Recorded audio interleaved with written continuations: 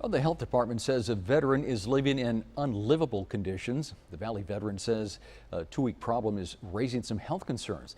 So he contacted 5 on Your Side for help. The problem goes beyond the sewage backup. The veteran says his electricity was cut off just this week without any warning. Navy veteran Ramiro Lopez moved into this trailer home 5 months ago. The past 2 weeks here have been unbearable. With my toilet, it backs up, and I have to plunge it all the time when I use it. Lopez noticed a sewage problem 2 weeks ago. He says his landlord did try to fix the problem, but failed. A certified plumber was to come over here.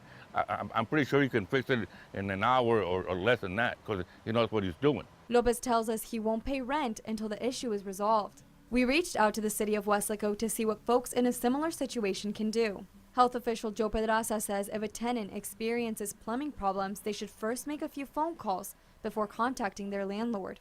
If you are within a municipality, within the city limits of whatever city, pretty much you can contact your city. First of all, make sure that there's no sewer backup in the area. That could be part of also of the problem. And if that's not the case, then they need to contact the plumber so they can get their plumbing checked. Pedraza says issues dealing with sewage can present a health hazard. It can cause bacteria issues, you can pick up E. coli. I mean, it's just, it is a big health concern. Landlord Tomas Perez says the repair needs to be made from the inside. Perez says Lopez is responsible for the repair since it's not outdoors. From the tenant, not from the landlord.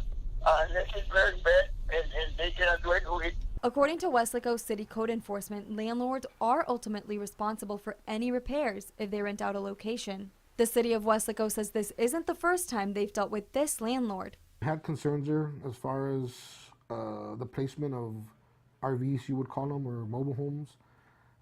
We've had issues there with electrical code violations and plumbing code violations. Pedraza says his department will open an investigation into sewage, electrical, and zoning violations in this area. The city plumbing inspector and building official for the city of Weslaco were at the property today. They said they'll be looking into code violations dealing with housing, building, and electric.